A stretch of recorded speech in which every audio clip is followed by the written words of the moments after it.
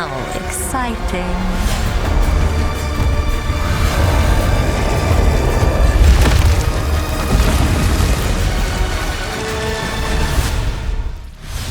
Hi, I'm Jonathan Rogers, Game Director on Path of Exile 2, and I'm here today to talk about the Witch. Most classes have access to some kind of minion, but if you want to control an army, the Witch is probably the class you want to pick. In PoE 2, most minions don't require summoning manually. This scepter gives me a couple of free warriors, but it's also going to give me another resource called Spirit, which you can spend on whatever minions you want. You can see the Spirit bar above the mana here.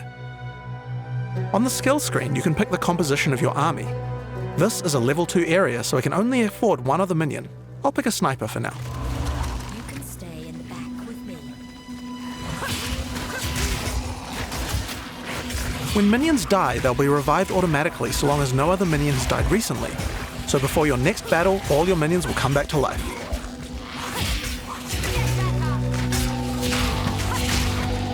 You can also order your minions around with a dedicated button. Tell them to move to a specific location, attack a specific enemy, or even open a chest or door for you. Open that. We also have temporary minions. This spell is called Unearth. If it kills a monster or if it hits the corpse of a monster, it creates these bone constructs. They can't take many hits and have a limited lifetime, but you can build up a real army with these. While my minions are attacking, I'm going to use some debuffs on the monsters too. The first one I'm going to use here is Contagion. If a monster dies with Contagion, it spreads to nearby enemies. Each time it spreads, the damage increases, so it's a good idea to try and keep the infection going. If any corpses are infected when you summon a minion from them, the minion will be infected as well. Each time they hit an enemy, they'll continue infecting them. It's nice to have an army of infected scorpions on your side. I also have another Chaos debuff called Essence Drain. This one does even more single-target degen. If the monster is infected with Contagion at the same time, then the Essence Drain will spread as well. This can turn into a real plague of destruction. Another minion type I can summon are zombies, but they require a corpse. These will do nicely. They don't come back to life if they die, but they're fairly tough and can bolster your minion numbers. Many minions also have command skills. I can order my sniper to deploy a gas arrow on the battlefield to get some damage over time.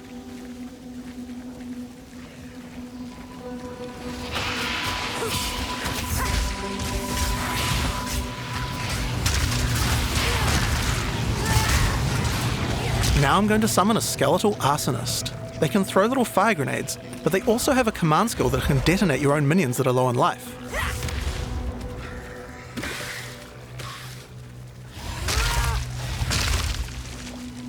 When you see the red indicator, use the skill and the minion will go boom. It's particularly nice on these bone constructs because they expire quickly anyway. So, let's take all these tools we've found and fight the boss of this area, the Carrion Crone.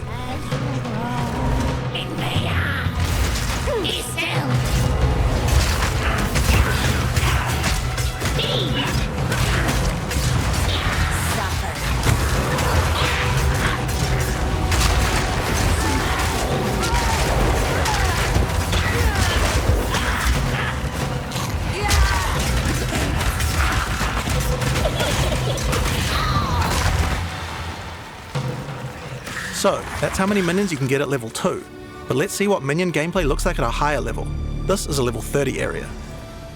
I want to try a different group of minions.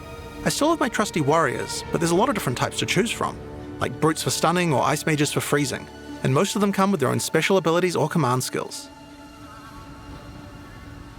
For now, I'd like a couple of storm mages to shock enemies, a cleric to heal and revive my minions, and a bunch of reavers as well.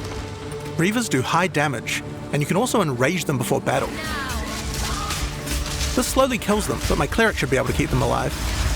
While my minions are attacking, I can use channeled skills like Bone Storm, which creates a devastating volley of sharp spikes.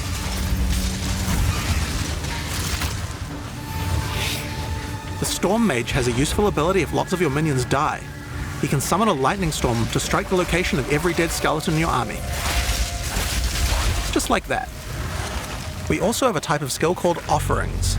These let you impale one of your skeletons on a big spike of bone in order to buff all of your other minions.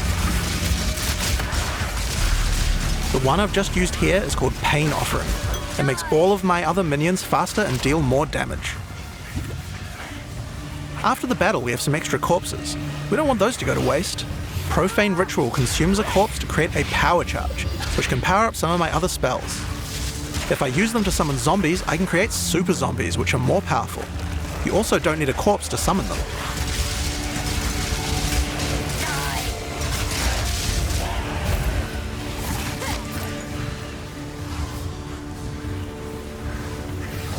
I can also use power charges to channel Bone Storm. If I do that, it adds a devastating AoE.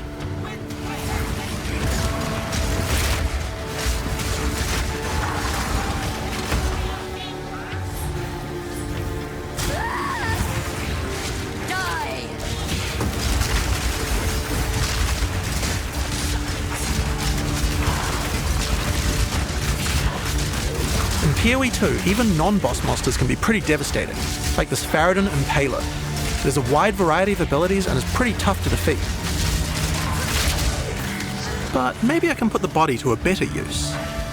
This is a Bind Spectre gem. Using it, I can take the body of any enemy and capture its spirit so that I can keep it as a minion. Any monster can be captured, but the spirit cost depends on how powerful the monster is. It takes a lot of spirit for such a powerful enemy, so I'll have to unsummon a lot of my other minions, but it certainly seems like it might be worth it. If the Spectre dies, just like any other minion, it will respawn after a short time.